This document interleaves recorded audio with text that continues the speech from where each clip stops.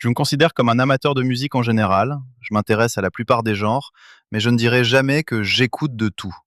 Cette phrase est trop souvent prononcée par des gens qui en réalité n'écoutent pas grand-chose et restent sur des trucs assez évidents.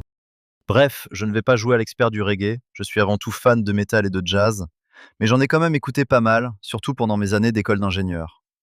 À l'époque, le pétard s'accompagnait souvent d'un best-of de Bob Marley, des Gladiators, ou d'albums de Buju Banton et Anthony B.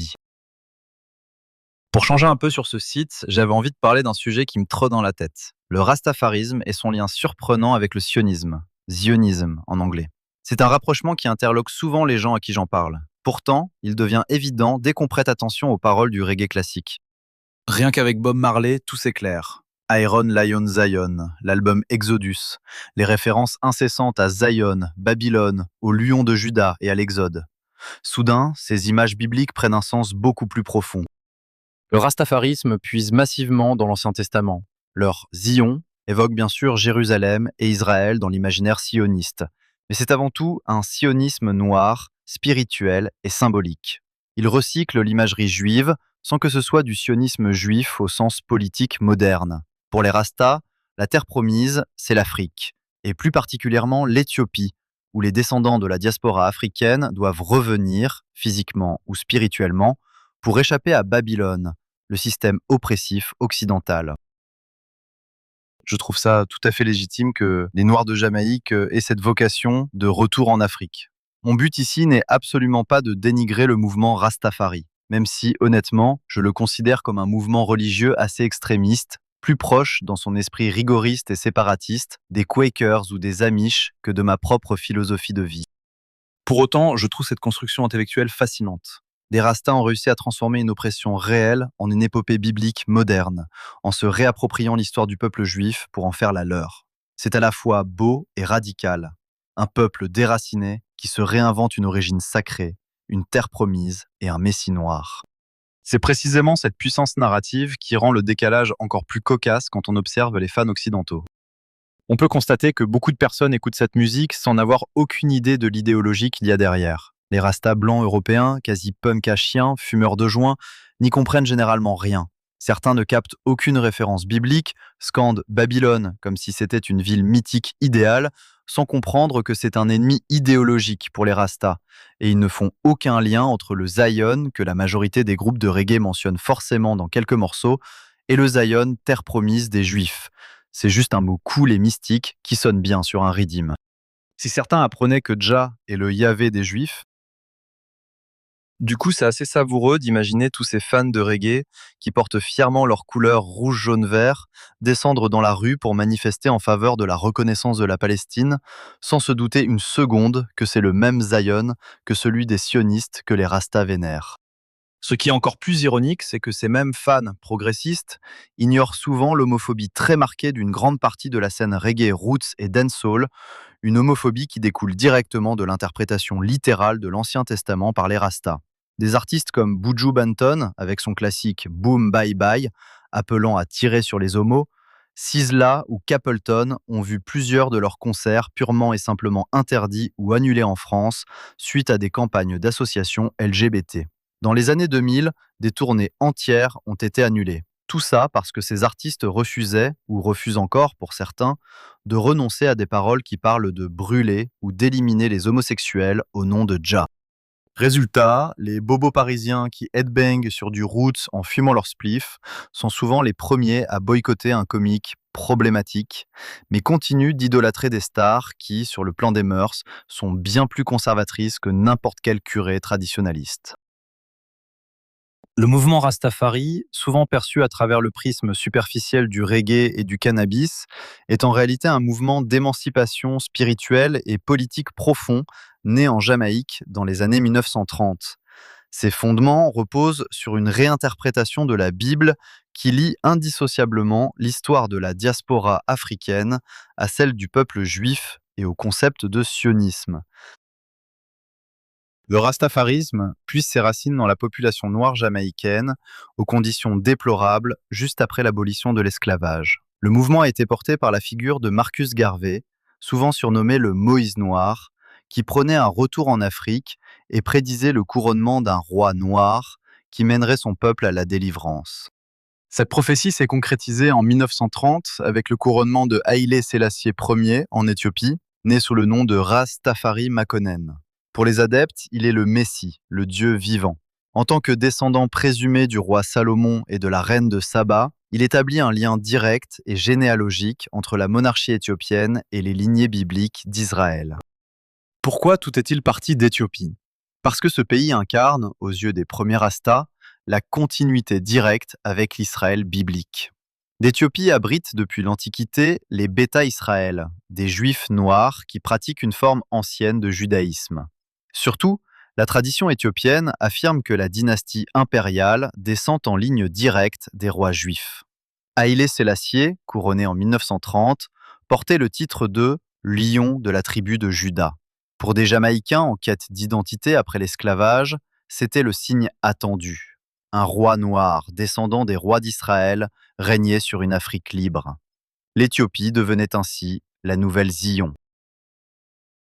L'identification des Rastas au peuple juif est évidente. La Bible est pour eux centrale et ils se considèrent comme les nouveaux Israélites en exil, leur déportation par l'esclavage étant assimilée à l'exil des Juifs à Babylone. Dans l'Ancien Testament, les Hébreux, futurs Israélites, ont d'abord été réduits en esclavage en Égypte pendant des siècles, avant d'être libérés par Moïse lors de l'Exode vers la terre promise. Plus tard, 500 ans avant Jésus-Christ, le royaume de Juda a été conquis par Babylone, ville disparue, située dans l'Irak aujourd'hui.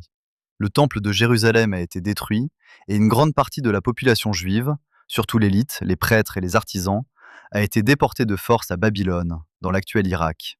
Cette période, appelée la captivité babylonienne ou l'exil à Babylone, a duré environ 50 ans.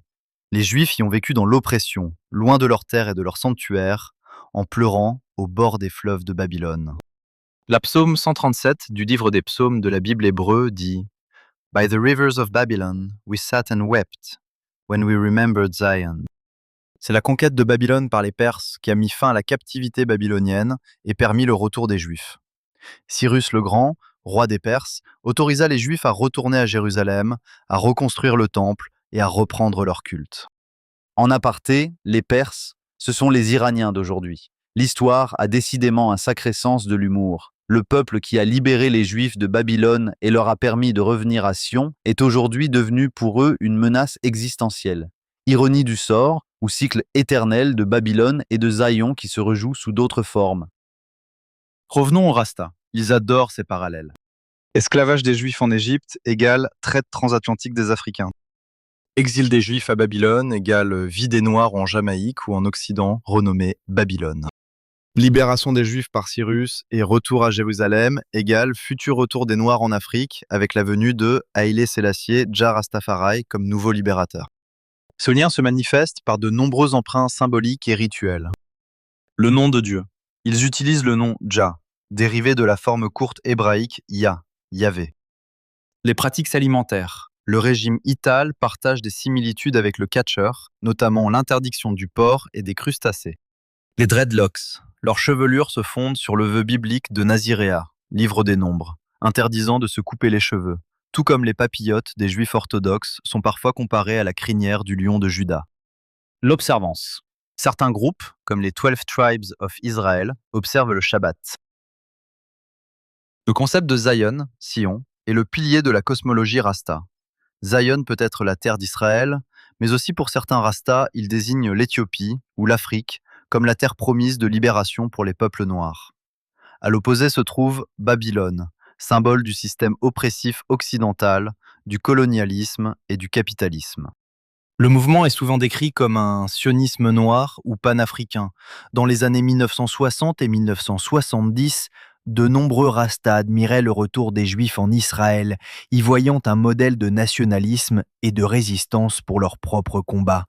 Des tentatives de retour physique ont eu lieu, notamment à travers la concession de terres par l'empereur Sélassié pour la diaspora noire.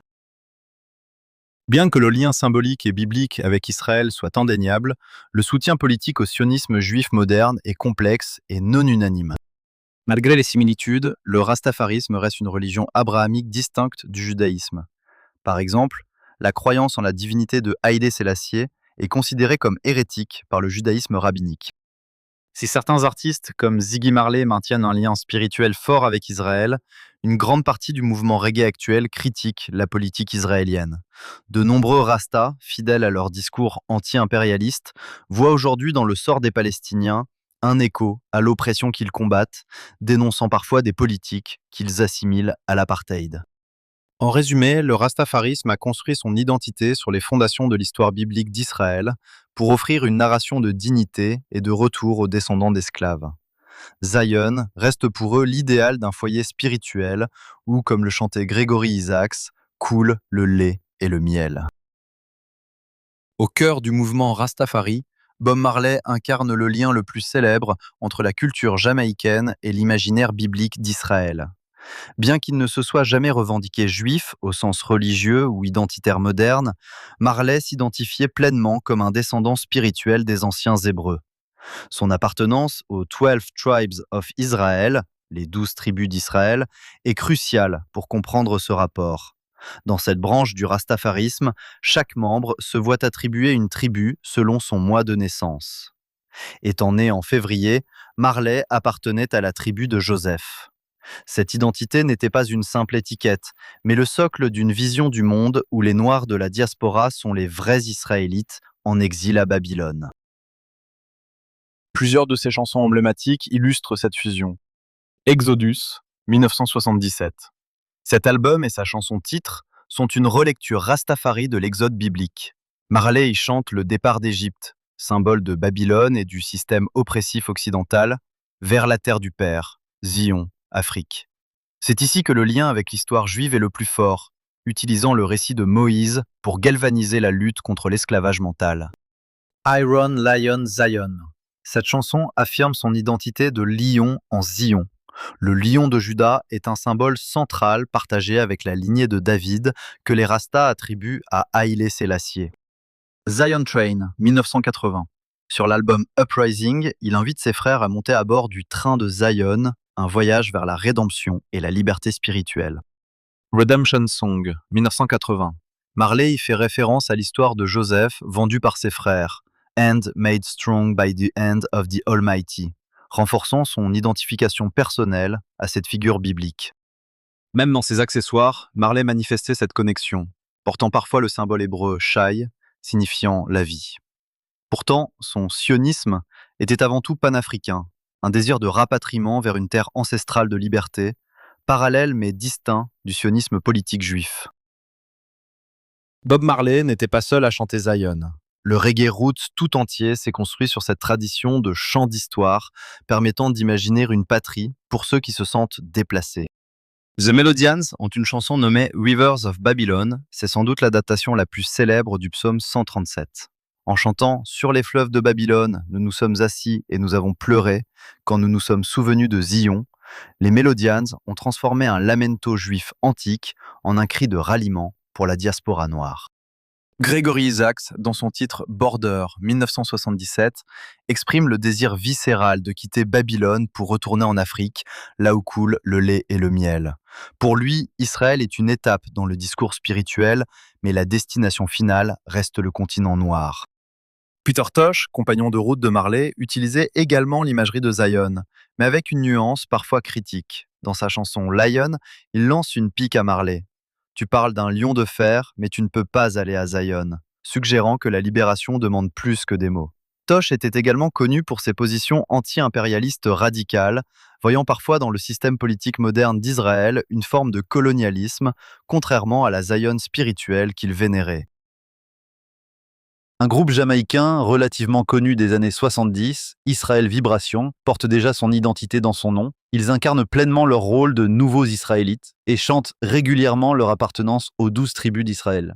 D'autres groupes de la même époque ont poussé encore plus loin cette imagerie. The Abyssinians ont créé un véritable hymne liturgique avec Forward unto Zion, un appel solennel au retour vers Zion. Le groupe Culture, quant à lui, a signé des classiques comme Zion Gate et A Slice of Mount Zion, où Zion devient à la fois une porte vers la liberté et un morceau de paradis spirituel accessible ici et maintenant, une sorte de conscience supérieure que l'on peut déjà goûter en vivant selon les principes de Jah. La relation entre le reggae et le sionisme moderne, post-1948, est complexe. Si les premiers Rastas admiraient le retour des Juifs sur leurs terres comme un modèle de libération nationale, les positions se sont diversifiées avec le temps, et bien sûr de nombreux musiciens et amateurs de reggae aujourd'hui sont critiques de la politique d'Israël. Ziggy Marley, le fils aîné de Bob, maintient un lien très fort avec Israël, qu'il décrit comme une connexion spirituelle héritée de son père. Il a d'ailleurs reçu le prix Shalom du Jewish National Fund et joue régulièrement dans le pays. Pour lui, l'album Exodus de son père est la preuve de ce pont indestructible entre les deux cultures. Au final, le rastafarisme reste l'un des exemples les plus fascinants de bricolage spirituel du XXe siècle. En s'emparant de l'histoire du peuple juif, son exil, sa captivité à Babylone, son espoir de retour à Zion, une poignée de Jamaïcains pauvres et illettrés ont forgé une identité puissante, une théologie de la dignité et une musique qui a conquis la planète. Ils ont transformé le psaume 137 en ridim, le lion de Juda en drapeau et l'Exode en appel au rapatriement. Ce sionisme noir n'est ni une copie ni une parodie. C'est une relecture radicale, sincère et parfois brutale qui recycle l'Ancien Testament pour en faire l'arme des opprimés de la diaspora africaine. Et c'est là que l'ironie devient presque savoureuse.